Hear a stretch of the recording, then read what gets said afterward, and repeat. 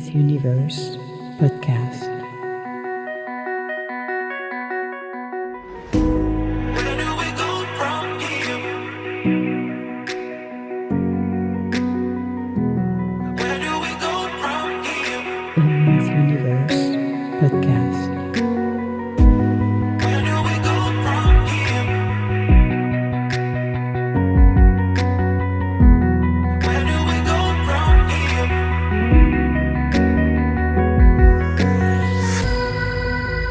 Emma's Universe podcast.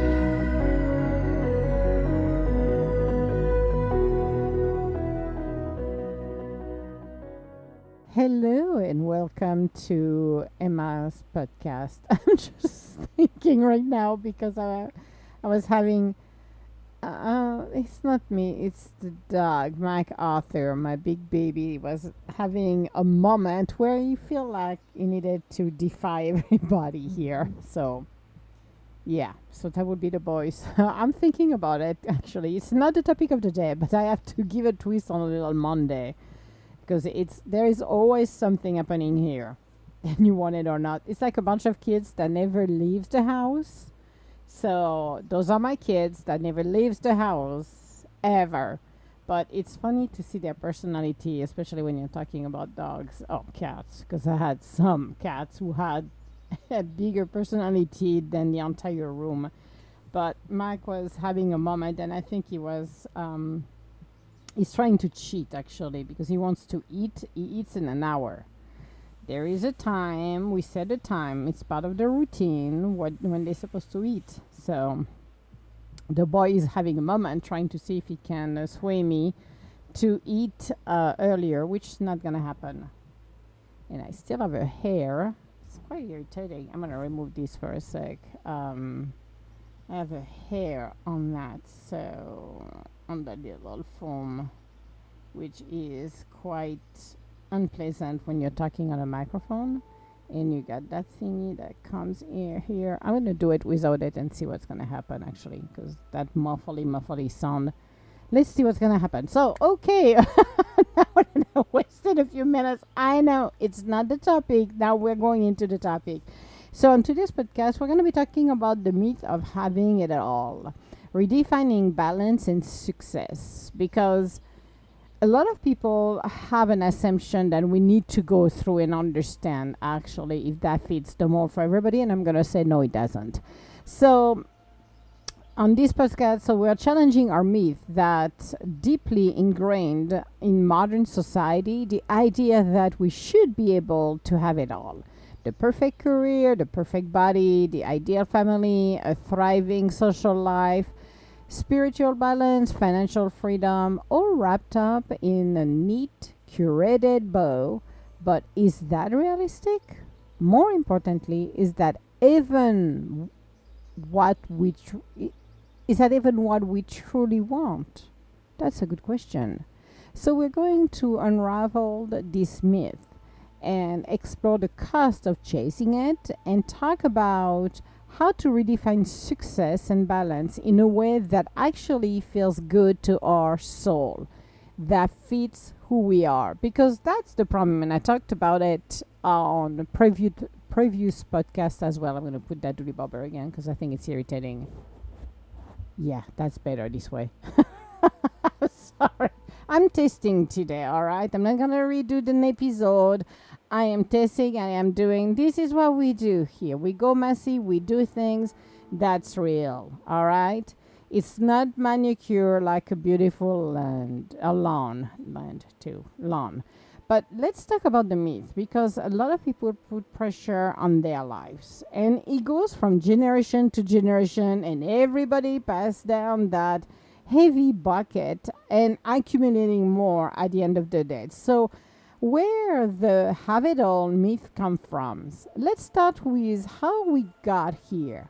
The have it all is a narrative did not appear overnight. It has been fueled by decades of culture pressure. For many, especially women, it emerged during a time where professionals' doors finally opened, only to find that expectations at home did not listen.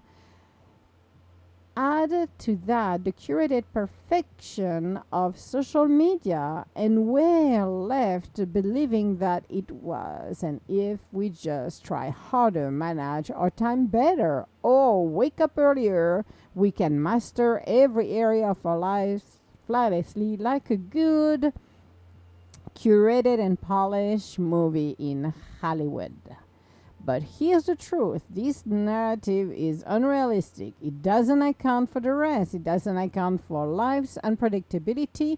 It assumes we are machine, not humans. I always say that. Here we go again. We are not a robot, we are humans. We are soul having a human experience.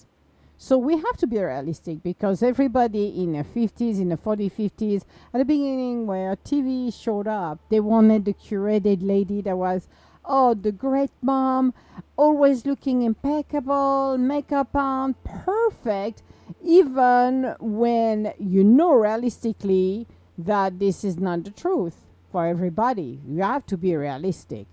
But everything was perfect, perfect house, perfect, little white picket fence, blah, blah, blah. That came down from, and it comes from centuries. It's not a generation, it's not an era. Every centuries they set those unrealistic expectations, okay? And people try to follow them.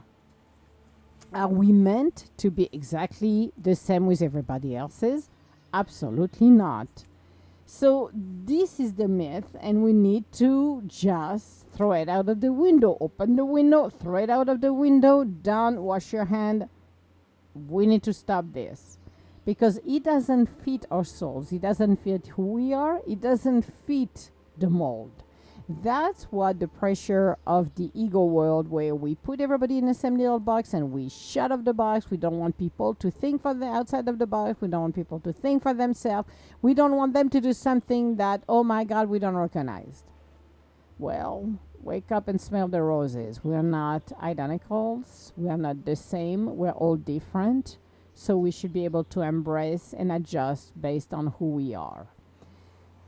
The cost of chasing everything. Well, that's a pretty high cost, actually, and a lot of people don't understand or don't realize the cost of chasing everything, because we need to talk about the cost and what it cost us: the burnout, the anxiety, the guilt, the nagging feeling that no matter how much you do, it's never enough.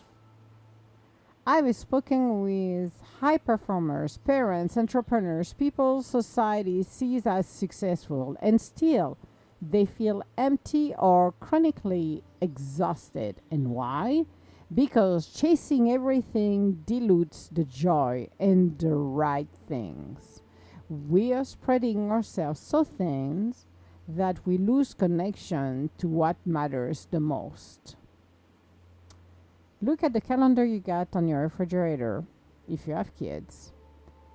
And I remember when I was a nanny many years ago, I look at their schedule. I was flabbergasted that those kids were not having school. They had to go practice and then play games. They were busy all of the time. And the parents were chasing, and we have to go to this, you have to go to that. And I'm like, this is insane. If this is chasing the dream and be perfect, then I'd rather not than this, okay? You have to realize that time is needed for us.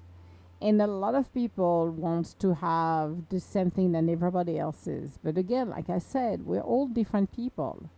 And burning ourselves out because we have not accomplished what everybody wants or expect, then we need to put our foot down. It is ridiculous. The idea that's what's her name? I forgot her name. I see her face, but I forgot her name. What's her name?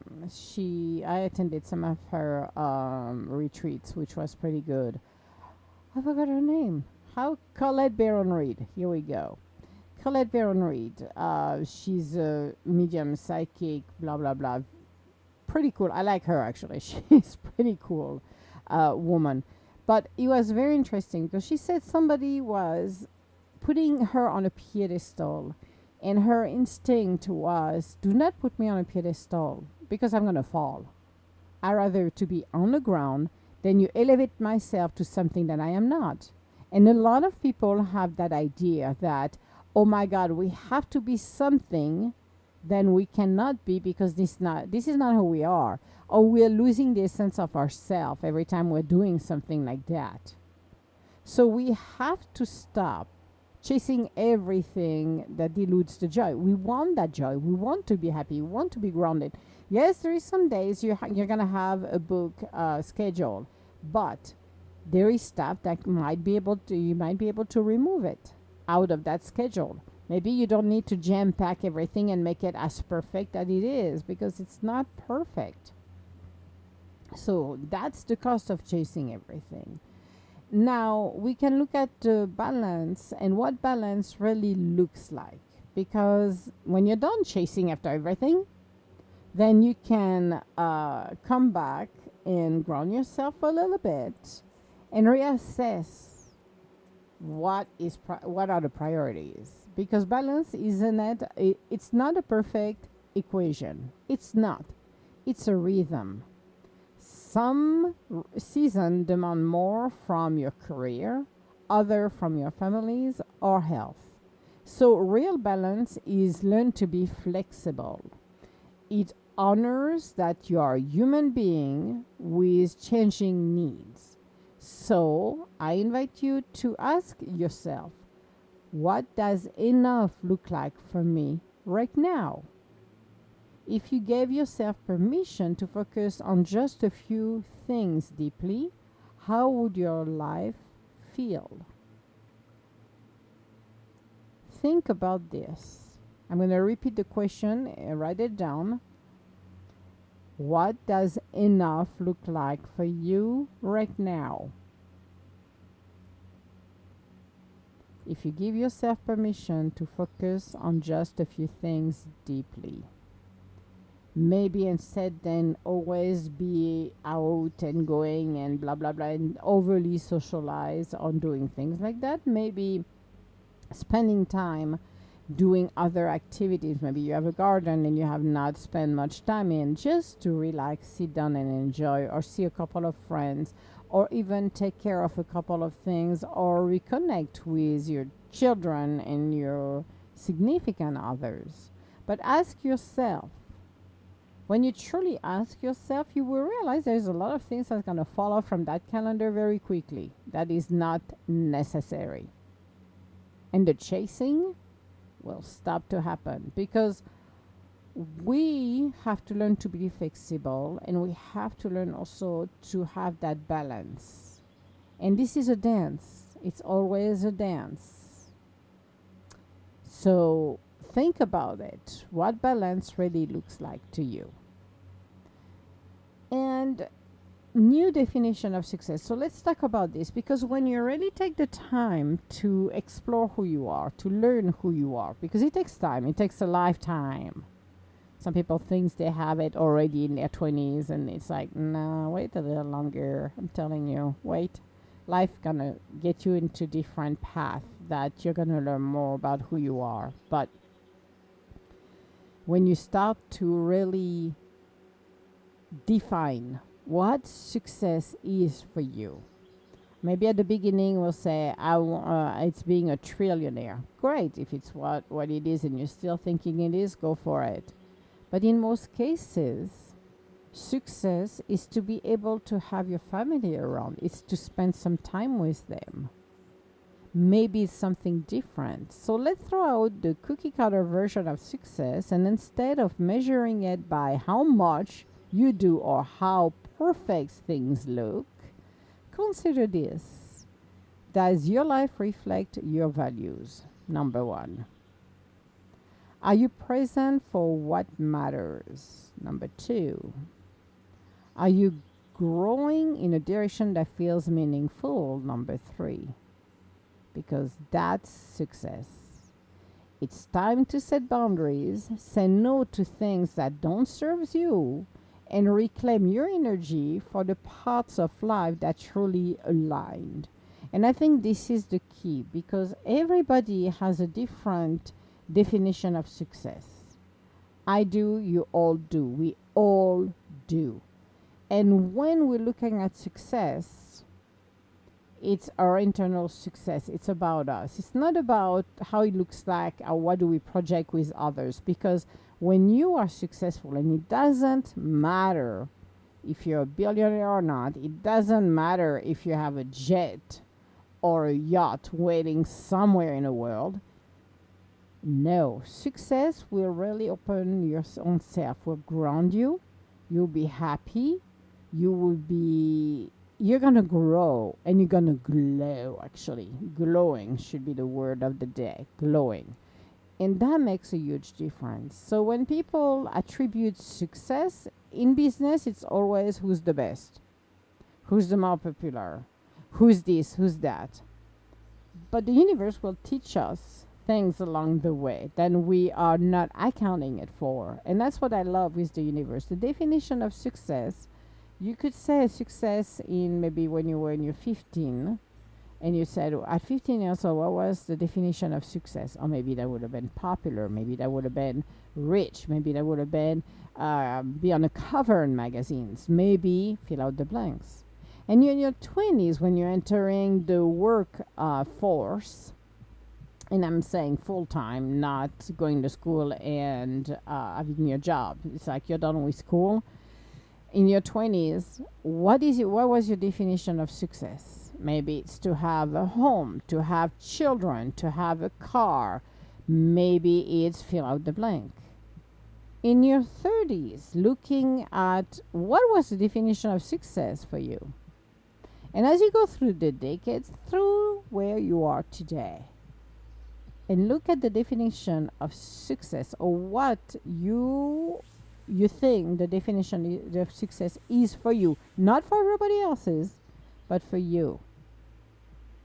And you will understand that being successful, it's not how much you get in your bank account, it's not how many cars it's parked in your garage, it's what really elevate yourself, make you jump in the morning of the bed and really smile from years to years, regardless of what's going on in the rest of the world. But really appreciate it to be present in your life. So to me, and for people, redefine the word success and adapt it to your own self and your own life. Again, we are never going to be equal. We are not born from the same father, the same mother. We are not identical twins.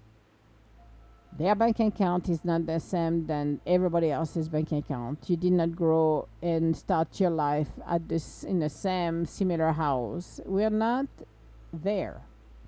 Our lives are different. Our purpose here is different. Everything we have done so far is different and will continue to be different.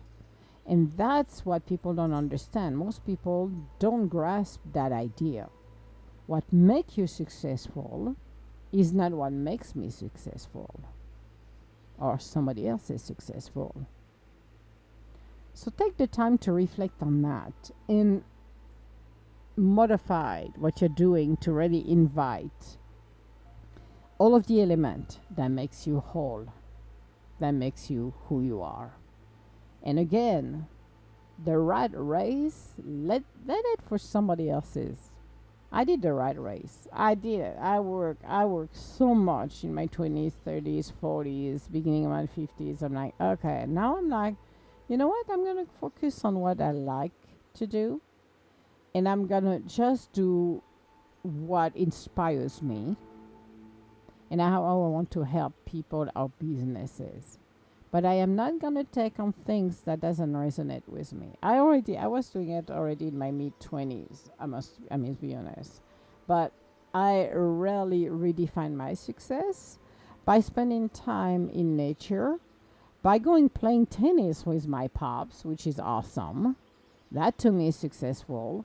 By not waking up with the sound of an alarm. I don't use an alarm, and I get up at this morning was 6 o'clock. Generally, it's 4 or 5 o'clock in the morning. It all depends. So I don't have an alarm. That to me is successful. My life is not as compartmentalized than others because I remove myself from what I didn't like. That's different. How about you? We'll talk later. All my love, guys. Bye now. Where